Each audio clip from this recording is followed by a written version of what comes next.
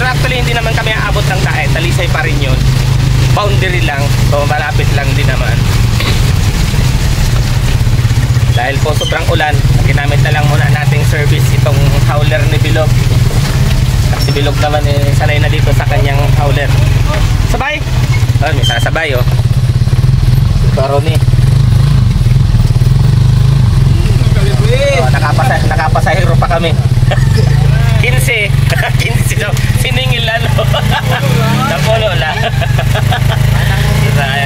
Punta kami lain. Bibili po ako ng pala. Dalawang pala.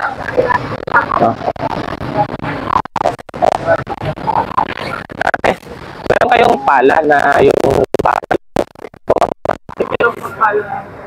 Sige. Dalawa. May ano kayo? Yung guantes?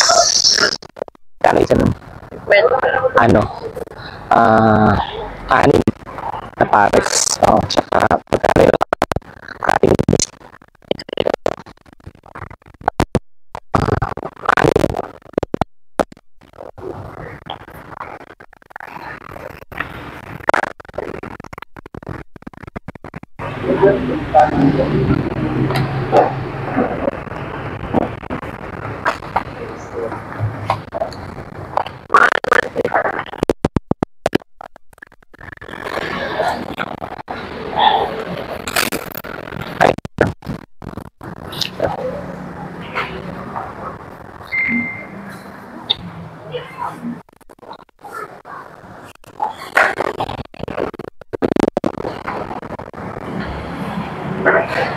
Mas mura pala dito ang cutting list ng 15 pesos dun sa nabilhan ko.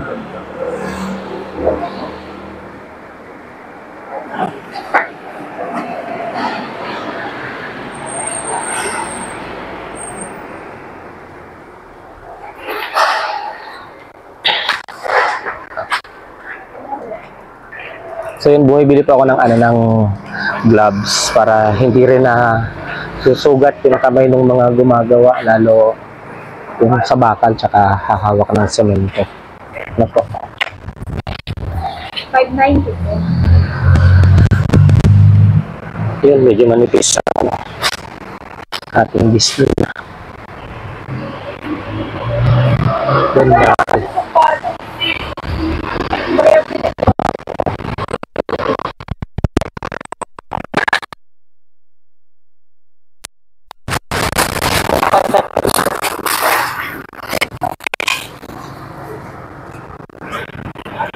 Hintayin na lang natin yung resibo.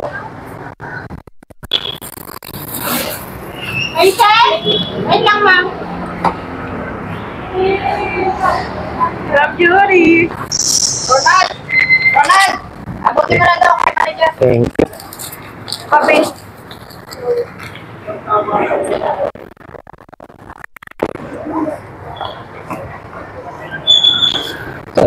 Nakabili na po tayo ng pala tsaka ng gloves sa mga gagawa. Kasama ko si Bilog, siya ang aking cameraman. Ayan, kabili na tayo Bilog ng pala.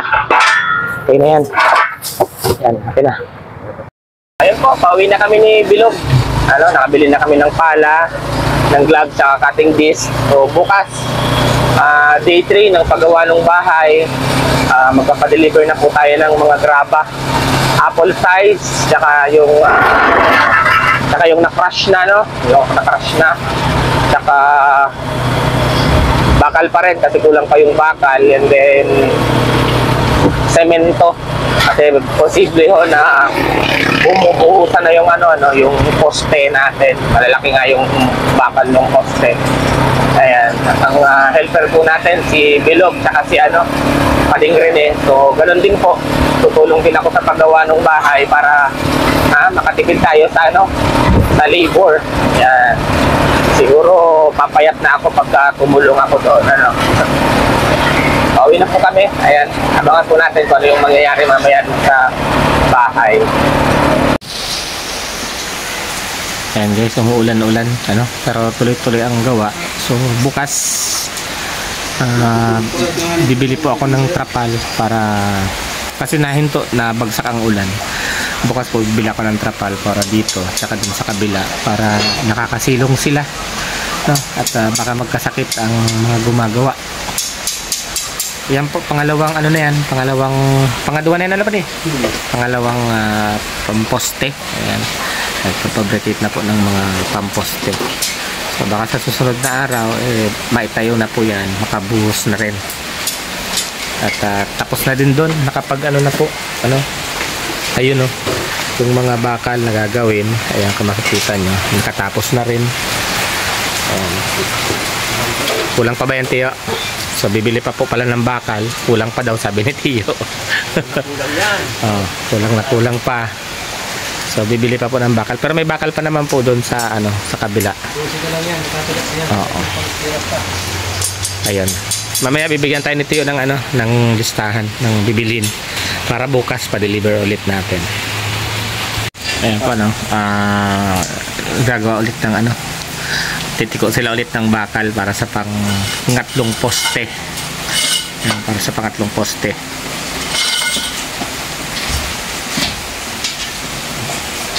Hindi ko alam kung anong ginagawa. Ayan, no.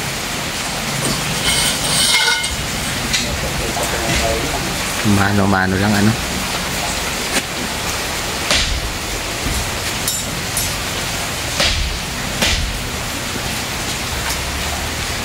Ayan, isang bakal pa.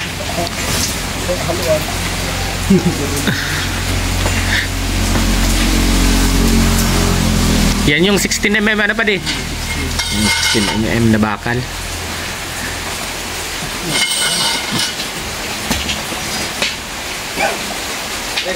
Si Tiyo. Take mo muna tulos. Ya, ako pa din mo. Takbo. Tuluan mo na. Diyan mo muna.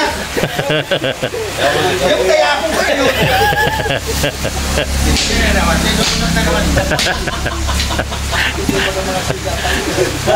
Mga nagbibiroan po dito, ano. Yan po biroan lang.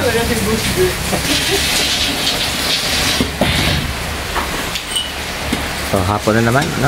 2:30 na. At ito, labas na ang alkansya ng kumpare ko. Baka malagyan ko to ng, ayan, no? Baka malagyan ko to ng piso. Ito, 5 piso. Ng coins, yan. Baka malagyan natin ng coins yan. So bukas, ano? Pang umaga. Bili tayo ng trapal. Para may nasisilungan sila. Sa ngayon, sabi nila wag na muna daw. Bukas na ako bumili kasi basa na rin naman sila kaninang umaga. Kaya bukas na lang ako tayo bibili.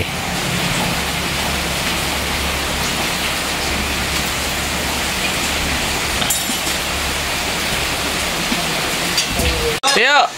Merienda na, Tiyo. Sipag ni Tiyo. Merienda time po, ano? Merienda kami.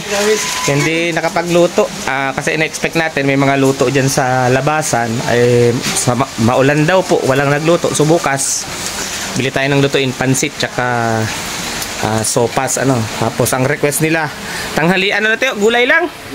Gulay lang daw. Kaya lang si Kuya Alex gusto daw karne.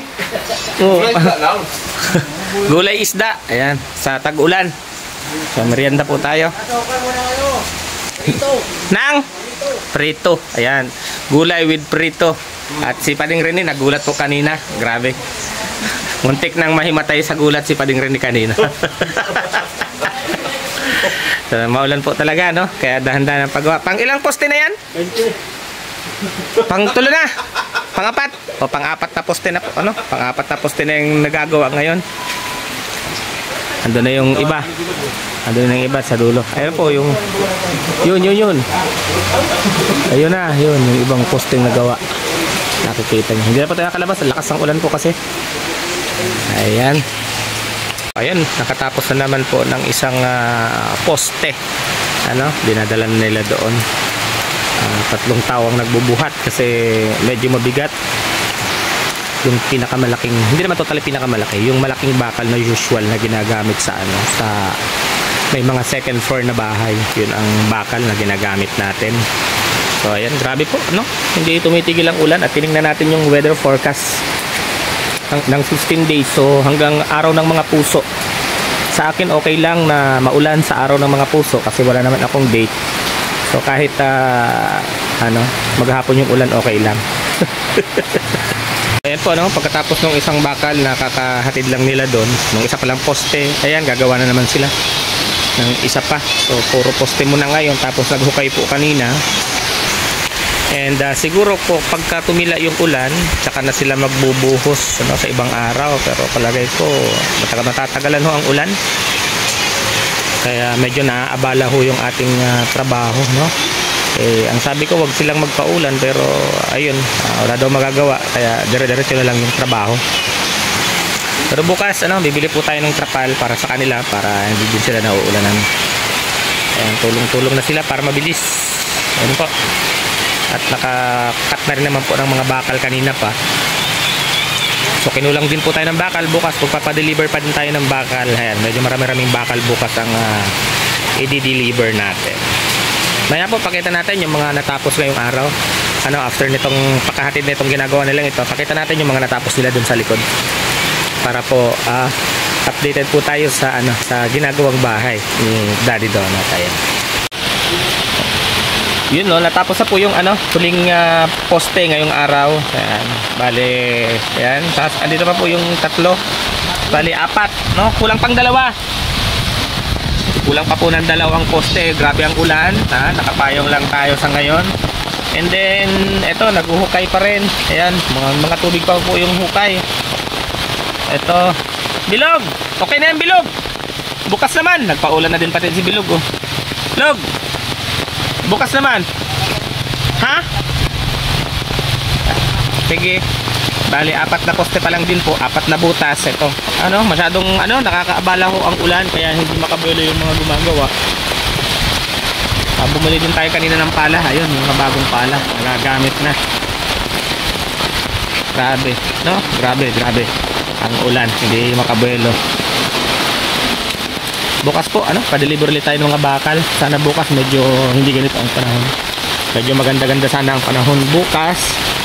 Ayan, maraming salamat po syempre sa ating katulong sa paggawa ng bahay. Ayan, kay Pading Rene sa tumulong kanina. Ayun, nagpapahinga na siya kasi maulan na.